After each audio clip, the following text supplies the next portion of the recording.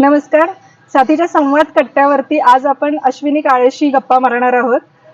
3 डिसेंबर हा international day of disabled persons म्हणजे डिसॅबिलिटीच्या awareness साठीचा हा दिवस पाळला जातो. अश्विनी ही एंटरप्रेन्योर आहे आणि आज आपण या निमित्तानं म्हणजे डिसॅबिलिटी अवेअरनेसच्या अनुषंगाने तिच्याशी अपंगत्व आणि गर्भधारणा या विषयावरती तिच्याशी गप्पा मारणार आहोत. तर अश्विनी, आधी तुझं स्वागत आहे या संवाद कट्ट्यावरती. अश्विनी, सगळ्यात आधी मला तुझ्या डिसॅबिलिटी विषयी सांग की नेमकं काय डिसॅबिलिटी आहे तुला? तर खूप अर्ली चाइल्डहुडमध्ये म्हणजे लहानपणी अगदी 1-1.5 वर्षाची असतानापासून मला पोलिओ झालेला आणि तो इतका सिव्हिअर होता की मी वयाच्या 3ऱ्या-4थ्या वर्षापर्यंत काहीच ना बोलू शकत होते, ना मूवमेंट होती, काहीच नव्हतं. पण त्यानंतर ट्रीटमेंट्स आणि हे ते हळूहळू रिकवर होत होत वयाच्या 6व्या वर्षी मी आत्ता ज्या कंडिशनला आहे त्या कंडिशनवर येऊन पोचले. म्हणजे की माझे दोन्ही पाय आणि माझा उजवा हात हा पोलिओनी अफेक्टेड आहे आणि याची सिव्हिअरिटी मला हळूहळू जेव्हा आपण पौगंडावस्थेत येत जातो म्हणजे टीनेजमध्ये येत जातो तेव्हा मला मग कमरेचा भाग, पाठीचा भाग याच्यामध्ये मी कशी कमकुवत होतीये आणि मला म्हणजे पोश्चर विषयी पण मला थोडंसं जाणवायला लागलं की आपल्याला प्रॉब्लेम त्या एरियामध्ये पण प्रॉब्लेम्स येत आहेत. हे मला वयाच्या 16व्या वर्षी नंतर हळूहळू ते जाणवायला लागलं आणि त्यामुळे एकूणच बसण्याचा पोश्चर किंवा मूवमेंट हे सगळेच माझ्या पूर्ण आयुष्यात रेस्ट्रिक्टेडच राहिलेले आहेत. ओके, म्हणजे तुझी बैठी अवस्था झाली त्यानंतर? कायमच, म्हणजे अगदी मला समज यायच्या आधीपासूनच मी स्वतःला अशीच ओळखते. अच्छा. आणि मग लग्न आणि गर्भधारणा या सगळ्या प्रक्रियेकडे म्हणजे डिसॅबिलिटी आणि ह्या सगळ्या गोष्टी हे कसं कनेक्शनने तू पाहतेस? सगळ्यात आधी तर काय होतं ना, आपल्याकडे डिसेबल म्हटलं की लग्न होतंय याच गोष्टींवर लोकांचा विश्वास नाहीये. कारण की पुढे मग त्याच्यानंतर येणाऱ्या जबाबदाऱ्या किंवा आपल्या जोडीदाराला आपण नेमकं काय देतोय, कशा पद्धतीने आपलं मॅरिड लाईफ आपण जगतोय याबद्दल इतक्या साशंक नजरा असतात की आज बऱ्याच माझ्या मैत्रिणी अशा आहेत की त्यांची इच्छा असून सुद्धा त्या या निर्णयावर येऊ शकत नाहीत की आपण खरंच ही जबाबदारी पेलू शकतो का. तर अगदी मी म्हणेन की सर्वसामान्य कुठलीही व्यक्ती असू दे, कोणीच 100% परिपूर्ण नाहीये. कुठल्या तरी मनाच्या एका कोपऱ्यात ती डिसेबल्ड असतात. मग त्यामुळे फक्त आपल्या दिसण्यावर असण्यावर जजमेंटल होऊ नये माणसाने. त्यामुळे लग्न करण्याचा निर्णय आणि ऑफकोर्स हा जोडीदाराचा पण तेवढाच महत्त्वाचा मुद्दा आहे की स्वीकार, म्हणजे आपण स्वीकार करतो तेव्हाच आपण कुठलीही गोष्ट पूर्णत्वाला नेऊ शकतो. आणि मग तुमचा निर्णय कसा झाला की त्यातली रिस्क जास्त होती का? डॉक्टरांशी कधी चर्चा आधी तुम्ही केली का त्या अनुषंगाने? कारण जसं तू म्हणाली की तुझी पोश्चर बैठी राहिली, तर तो भाग काही अफेक्ट करणारा होता का म्हणजे एकूणच त्या प्रोसेसवर? खरं सांगायचं तर ना, मूल होऊ द्यायचं की नाही हे लग्न करताना आमचा काहीच विचार नव्हता. पण अगदीच सुरुवातीच्या काळात हे जाणवलं की मला गर्भधारणा होऊ शकते. म्हणजे अगदी सुरुवातीच्या काळात मी कन्सीव्ह केलं, पण ती इतकी अर्ली स्टेज होती की तो डिसिजन इतक्या लवकर घेणं ना मेंटली, फिजिकली मी सांगू नाही शकणार, मे बी, पण मेंटली आम्ही प्रिपेअर्ड नव्हतो. त्यामुळे तेव्हा आम्ही तो डिसिजन नाही घेतला. पण मनाला एक कुठेतरी आशा होती की भविष्यात नक्कीच हे होऊ शकतं. त्यामुळे आणि त्यानंतर असं झालं ना की आमचं जवळपास आम्ही 7 वर्षांचा ब्रेक घेतला. मानसिक तयारी, आर्थिक तयारी, शारीरिक तयारी या सगळ्या गोष्टींची आम्ही विचार करत होतो आणि 2011 मध्ये आम्ही हा निर्णय घेतला. आणि मग पण निर्णय घेतला, पण आम्हाला ना माझी प्रेग्नन्सी ही प्लॅन्ड नव्हती. म्हणजे अगदीच डॉक्टरकडे जाऊन आम्ही सगळे विचार Precautions, करून त्याचे सगळे माहिती विचार घेणं. करून झालेलं नव्हतं. पण झाल्यानंतर विचार केला आणि मग आम्ही डिसिजन घेतलं की नाही, आपण आता करू शकतो. आणि मग त्यानंतर डॉक्टरांकडे जाऊन त्यांच्याशी हो. सगळी रिस्क वगैरे ही बोलणं आधी झालं होतं का? हो. म्हणजे जनरली कुठलीही नॉर्मल स्त्री सुद्धा गरोदर राहते तर रिस्क ही फॅक्टर असतेच, म्हणजे आईच्या जीवाला.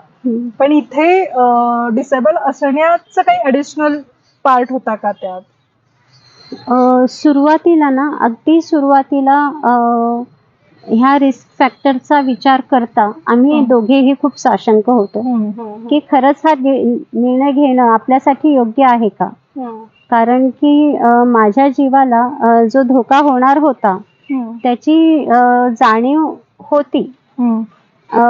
कारण की फक्त बैठे पोश्चर नाही, एक बॉडीचा स्ट्रक्चर जो असतो तो पूर्ण 9 महिन्याची जी प्रेग्नन्सी असते ती प्रेग्नन्सी कॅरी करणं, ते बाळाचं वजन, आपलं वजन हे पूर्ण कॅरी करणं शेवटी 9व्या महिन्यापर्यंत हे खूप अवघड होतं. पण लकीली मला माझे डॉक्टर खूप छान मिळाल्या. मग या दिवसांमध्ये डॉक्टरांची मदत कशी मिळाली तुला? सुरुवातीला तर आम्ही एका जवळच्या हॉस्पिटलमध्ये गेलो होतो, कारण की आम्ही नुकतंच घर चेंज केलं होतं. बिबेवाडी मधून हडपसर एरियामध्ये आलो होतो आणि इथले जास्त डॉक्टर्स वगैरे काही ओळखीचे नव्हते. पण माझी कंडिशन पाहता त्यांनी इनामदारच्या डॉक्टर शुभदा देवस्कर यांच्याकडे आम्हाला पाठवलं आणि अगदी पहिल्या महिन्यापासूनच मला त्यांची ट्रीटमेंट मिळायला सुरुवात झाली. पण इतक्या पॉझिटिव्ह आणि इतक्या समजूतदार आणि डेलिकेटली त्यांनी माझी केस हँडल केली की जेवढंही टेन्शन यायचं त्यांच्याकडे गेल्यावर अगदी रिलीफ होऊन जायची. म्हणजे कशा पद्धतीने त्या तुला रिलीफ करत? सुरुवातीला तर काय असायचे, रिलीफ काय मिळायचं असं? टेन्शन म्हणजे जेव्हा आम्हाला समजलं की मी प्रेग्नेंट आहे तेव्हाच एक दडपण आलं होतं की हे कसं निभाव लागणार, कसं पूर्णत्वाला जाणार. मला याच्यामध्ये येणाऱ्या काय काय रिस्क फॅक्टर आहेत याच्या बाबतीत काहीच माहिती नव्हती. पण त्याची जाणीव माझ्या डॉक्टरांना खूप लवकर झाली आणि मला लागणारे मेडिकेशन्स, फूड, मग माझी हालचाल होत नाहीये तर त्यासाठी काय व्यायाम करायचे, कशा पद्धतीने करायचे, श्वासांवर कसा कंट्रोल करायचा, आहार किती असावा.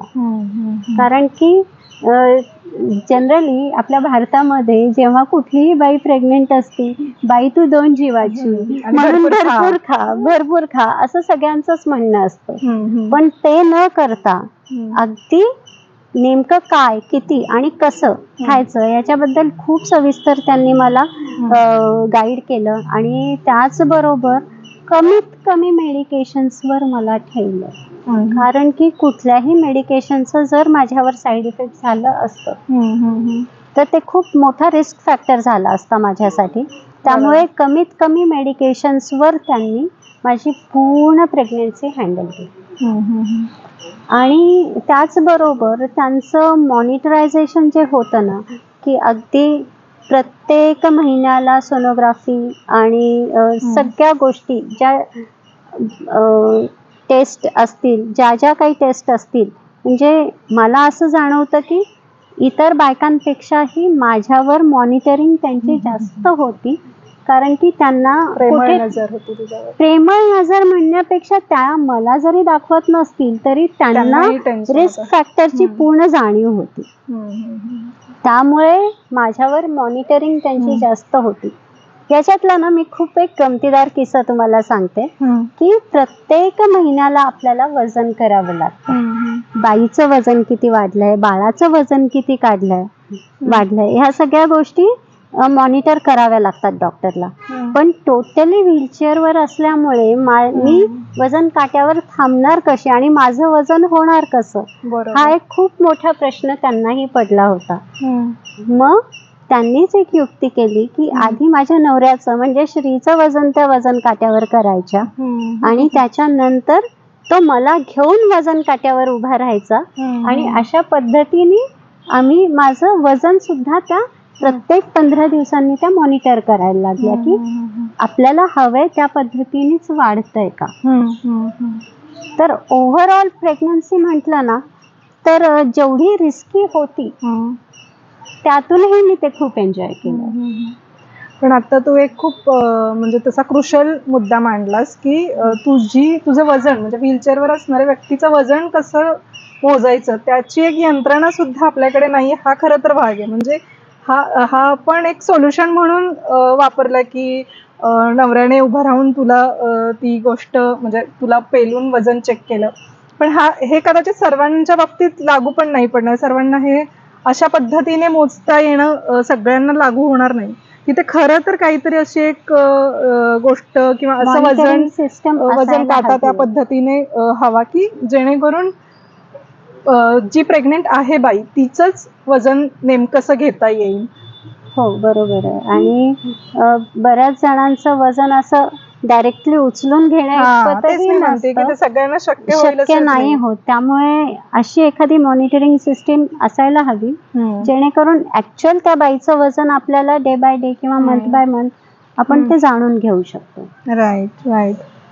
म्हणजे आता तू मगाशी आहाराविषयी तर तू सांगितलंस पण हालचालींच्या अनुषंगाने तू म्हणालीस की काही व्यायाम त्यांनी तुला सांगितले होते. म्हणजे अपंग व्यक्ती सुद्धा काही असे व्यायाम बसल्या जागी तो करू शकतो असं आहे. प्रत्येकाचं अपंगत्व वेगळं असतं आणि प्रत्येकाची बॉडी वेगळी असते आणि प्रत्येकाची प्रेग्नन्सी ही खूप वेगळी असते. त्यामुळे त्यांची जी रिस्क फॅक्टर आहे त्यानुसार डॉक्टरांनी त्यांना खरं तर सल्ला द्यायला हवा. माझा लंग्सचा खूप जास्त इश्यू होता की मला श्वास घेता येत नव्हता. ओके. आणि मला श्वासांवर नियंत्रण ठेवून मला मग अगदी वॉशरूमला सुद्धा जाऊन येण्यासाठी मी सफोकेट होत होते. मला तेवढ्या एका क्रियेसाठी सुद्धा जवळपास माझा अर्धा तास द्यावा लागायचा. तो 8व्या-9व्या महिन्याच्या कालावधीत. पण या सगळ्या गोष्टी ना झोपलेल्या पोश्चर मधले व्यायाम, बसलेल्या पोश्चर मध्ये व्यायाम, चेस्ट ओपन करून व्यायाम, आपल्या कमरेचे व्यायाम, हे अशी छोटी छोटी गोष्टी त्यांनी खूप व्यवस्थितपणे सांगितल्या होत्या. आणि जेणेकरून एकतर त्याच्याने बाळाला जास्त काही स्ट्रेच होऊ नये हा त्यातला खूप मेन मुद्दा होता. तर अशा पद्धतीचे त्यांनी सगळ्या गोष्टी सांगितल्या होत्या. बाळांपण कसं करायचं ठरलं होतं तुमचं? म्हणजे ते डॉक्टरांना याची म्हणजे तुझं झालं कसं आहे? नॉर्मल की नाही, नॉर्मल होणं शक्यच नव्हतं. कारण की ऑलमोस्ट माझी 90% डिसेबिलिटी आहे. माझ्या बॉडीमध्ये 90% डिसेबिलिटी आहे. आणि जिथे नॉर्मल डिलिव्हरीसाठी जो कमरेचा स्ट्रेंथ लागतो, जो कोर स्ट्रेंथ लागतो, तो स्ट्रेंथ नव्हता माझ्यामध्ये. तर त्यासाठी आम्ही प्लांट सी सेक्शन आम्ही ठरवलं होतं. आणि त्यामध्येही आम्ही डेट ठरवूनच सिझेरियन करायचं ठरवलं. ते यासाठी की जर ऐन वेळेस मला त्रास होतोय आणि त्याच्यानंतर आपण सिझेरियन करायचं ठरवलं तर त्या कालावधीमध्ये कुठलंही रिस्क जास्त वाढेल म्हणून आम्ही प्लांट सिझेरियन करायचा विचार केला. आणि ते करत असताना आणि त्या झाल्यानंतर म्हणजे आता सिझेरियन म्हणतात टाके आणि या गोष्टी येतात तर त्याची काळजी घेणं आणि मग नंतर पुढे बाळाला दूध पाजणं या सगळ्या गोष्टींमध्ये सुद्धा तुझं पोश्चर आणि हे सगळं कसं मॅटर करत होतं? हां, सिझेरियन बद्दल मी एक गोष्ट सांगेन की माझ्या लोअर बॅकमध्ये स्ट्रेंथ नसल्यामुळे सिझेरियन म्हटलं ना की पार्शियल अनस्थेशिया देतात. म्हणजे काय की एखादी बाई जर सी सेक्शन करून घेत असेल तर ती कॉन्शियस असते, बऱ्यापैकी कॉन्शियस असते आणि फक्त लोअर पार्ट तिचा अनस्थेटिक असतो. पण माझ्या बाबतीत असं होतं की मला फुल अनस्थेशिया देणं खूप गरजेचं होतं. जे की अगदी माझ्या डिलिव्हरीच्या 1 दिवसाआधी माझ्या अनस्थेटिक डॉक्टरनी सांगितलं. ओके. आणि हा जर अनस्थेशिया आपण फुल अनस्थेशिया दिला आणि जर तो अम्बिलिकल कॉर्ड मधून जर बाळापर्यंत गेला तर ते बाळाच्या जीवाला खूप मोठा धोका होण्याची शक्यता असते. तर मग हा मुद्दा अचानक आलेला आमच्यावर ओढवलेलं खूप मोठं संकट होतं, जे की आम्हाला आदल्याच दिवशी समजलं. खूपच रिस्की. आणि याचं जे टेन्शन आम्हाला आलं होतं त्याच्यापेक्षा खूप जास्त पट्टीने माझ्या डॉक्टरवर आलं होतं. कारण की ऑपरेशन थिएटरमध्ये गेल्यानंतर अनस्थेशिया दिल्यानंतर 1 तासाच्या आत त्यांना डिलिव्हरी करायची होती. पण हा निर्णय कशासाठी झाला होता, म्हणजे तुला फुल? मग कारण की मला लोकल अनस्थेशिया बसणार नव्हता. ओके. माझी बॉडी चेकअप केल्यानंतर डॉक्टरांनी सजेस्ट केलं की ह्यांना आपण लोकल अनस्थेशिया दिलं तरी ते वर्क नाही होणार आहे. मग त्यामुळे फुल अनस्थेशिया हा एकच पर्याय होता. ओके. मग 1 मे 2012 दिवस उजाडला आणि आम्ही सकाळी 6:30 वाजता हॉस्पिटलाइज्ड झाले. आणि साधारण 12 साडेबारा वाजता मला ऑपरेशन थिएटरमध्ये घेऊन गेल्यानंतर अगदी 5 मिनिटातच मला अनस्थेशिया दिला आणि त्यानंतर मी कम्प्लिटली अनकॉन्शियस होते. आणि साधारण 1:15 ते 1:30च्या दरम्यान माझ्या मुलीचा जन्म झाला. आणि त्यानंतर 4 वाजेपर्यंत मी अनकॉन्शियस होते. 4-5 वाजेपर्यंत मी अनकॉन्शियस होते. म्हणजे मला हेही माहित नव्हतं की माझं बाळ काय झालंय, हेही मला माहित नव्हतं. मग हळूहळू थोडी मी कॉन्शियस व्हायला लागली. मी फक्त बोट हलवतीये, डोळे उघडू शकतेय, बोलताही येत नव्हतं मला. मग खूप म्हणजे तिथली पूर्ण सिस्टम त्यांनी इतकी व्यवस्थित माझ्यावर मॉनिटर केली होती ना की म्हणजे आता माझं फक्त बोट हलतंय, मला फक्त डोळे उघडता येत आहेत. आणि मग हळूहळू त्या प्रोसेसमध्ये 1.5 तास लागला. म्हणजे जवळपास पूर्ण शुद्धीत यायला मला 6:30 वाजले. भरपूरच वेळ. मग त्यानंतर मग मला प्रायव्हेट रूममध्ये शिफ्ट वगैरे करण्यात आलं आणि डॉक्टर येऊन व्हिजिट करून गेला. पण आता बाळ जन्मून एवढे वेळ झाला होता तर नर्सेसने ते जे दूध असतं तर ते बाळाला फॉर्म्युला तर ते देत होत्या. आणि त्यानंतर माझ्या डॉक्टरांनाही दुसरी केस आल्यामुळे त्या बिझी होत्या. तर मला रात्री 10 वाजेपर्यंत हेच माहिती नव्हतं की मला माझ्या बाळाला दूध कसं पाजायचं. नर्स येत होत्या, तिला फॉर्म्युला देत होत्या, ती शांत झोपून होती. आणि मग 10 वाजता आल्या, मला उठता येत नाहीये, मला हालचाल करता येत नाहीये आणि मला दूध पाजताही येत नाहीये. मग डॉक्टर आल्यानंतर 2-3 नर्सच्या मदतीने मला थोडंसं उठवून बसवलं. पण टाके वगैरे असल्यामुळे मला बाळाला त्या घेऊन धरता येईल. मग डॉक्टरांनी सांगितलं की 2-3 पिलो घे तू मांडीवर, त्या उशांवर बाळाला धर. आणि पूर्ण सगळ्या नर्सेसनी वगैरे मिळून मदत केली आणि पहिल्यांदा तो अनुभव घेतला. एकूणच तुझा म्हणजे 9-10 महिन्यांपर्यंतची प्रेग्नन्सी आणि डिलिव्हरी आणि ते सगळं रिस्क, थोडं कॅल्क्युलेटिव्ह, थोडं ऐन वेळेस उत्पन्न झालेलं किंवा अगदी वजन काट्यासारखा मुद्दा असेल. पण तू तुझ्या अनुभवातनं काय सांगशील की एखाद्या डिसेबल्ड पर्सनला जर अशा पद्धतीचा निर्णय घ्यायचा असेल तर तो त्या निर्णय म्हणजे त्या व्यक्तीच्या बाबतीत सुद्धा आपल्याकडच्या यंत्रणा किती सोयी सुविधाच्या आहेत आणि त्या व्यक्तीच्या स्वतःच्या मानसिकतेच्या अनुषंगाने सुद्धा तू तुझ्या प्रवासातनं काय सांगशील? खरं सांगायचं ना तर हा कोणी सांगण्यासारखा मुद्दा नाहीये. हा खूप पर्सनलाइज्ड व्यक्ती इंडिव्हिज्युअल मुद्दा आहे.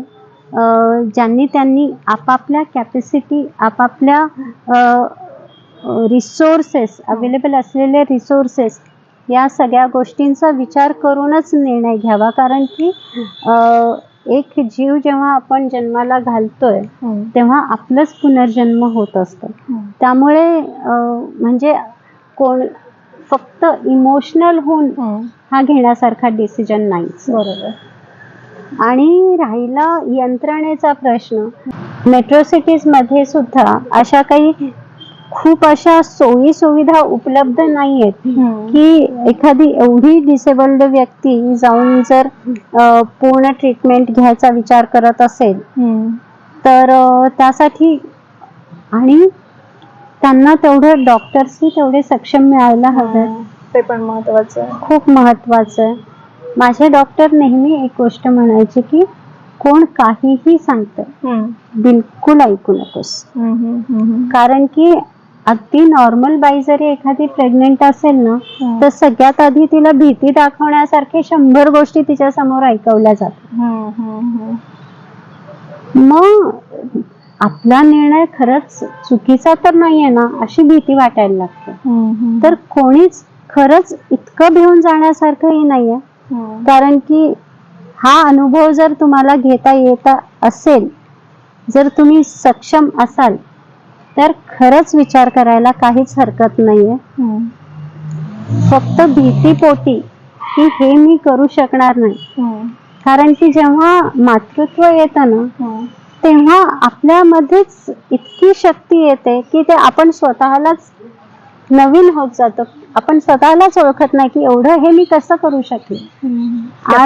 ॲबिलिटीज नव्या कळतात. हो. आणि आज माझी मुलगी 11 वर्षाची आहे आणि ह्या 11 वर्षाच्या म्हणजे साधारण 12 वर्षाच्या जर्नीमध्ये एवढ्या काही नवीन गोष्टी घडून गेलेल्या आहेत की मी मला नव्याने आणखीन जास्त ओळखायला लागली. बाळ जन्माला आलं म्हणजे मुलगी झाली तुला, घरी तुम्ही आला असाल, पण म्हणजे नॉर्मली ही एखाद्या व्यक्तीला आपलं बाळ सांभाळणं ही फारच अवघड गोष्ट असते, त्याच्याविषयी माहिती नसते. पण विशेष परिस्थितीमध्ये बाळ सांभाळणं आणि त्यासाठी घरच्यांचा सपोर्ट असणं हे तुझ्या दृष्टीने किती महत्वाचं वाटतंय? तुझा स्वतःचा त्या बाबतीत काय अनुभव होता? माझा अनुभव विचारशील तर मी हे सांगेन की फक्त डिसेबल्डच नाही, प्रत्येक स्त्री जिची डिलिव्हरी होते तिला आधाराची मानसिक, शारीरिक आधाराची गरज असतेच. आणि सगळ्या गोष्टीच नवीन असतात.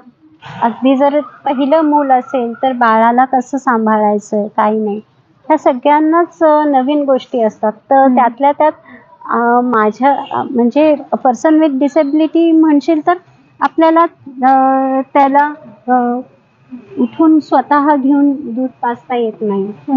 तर ते कोणीतरी बाळ आपल्याला मांडीवर द्यावं लागतं, तेव्हाच मी दूध पाजू शकेन.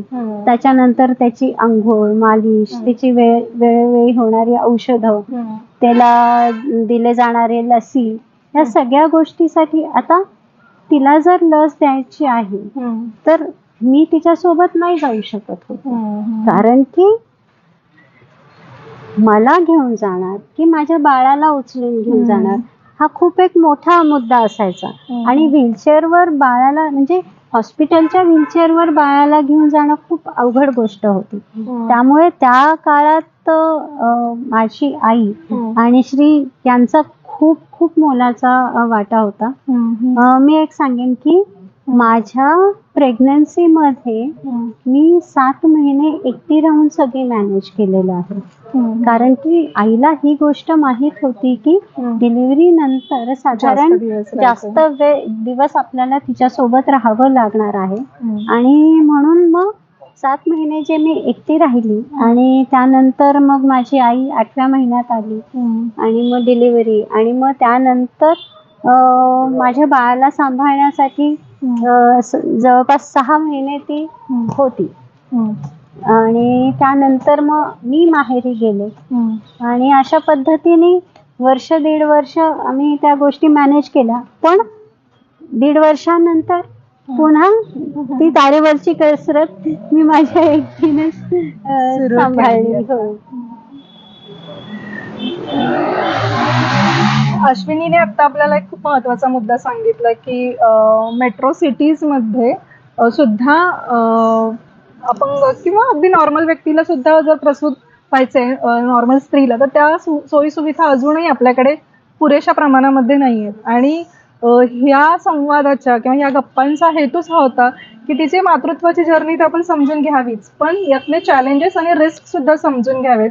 डिसॅबिलिटी अवेअरनेसच्या अनुषंगाने आपण त्यातले हे बारीक आणि क्रुशल मुद्देही समजून घ्यावेत, आणि नुसते समजूनच नव्हे तर आपल्याला शक्य असतील तिथे आपल्या यंत्रणांच्या माध्यमातून यात काही बदल आपल्याला घडवता येईल का याचाही विचार या निमित्ताने व्हावा असं वाटतंय. धन्यवाद. अश्विनी, तू इथे आलीस त्याबद्दल खूप खूप आभार.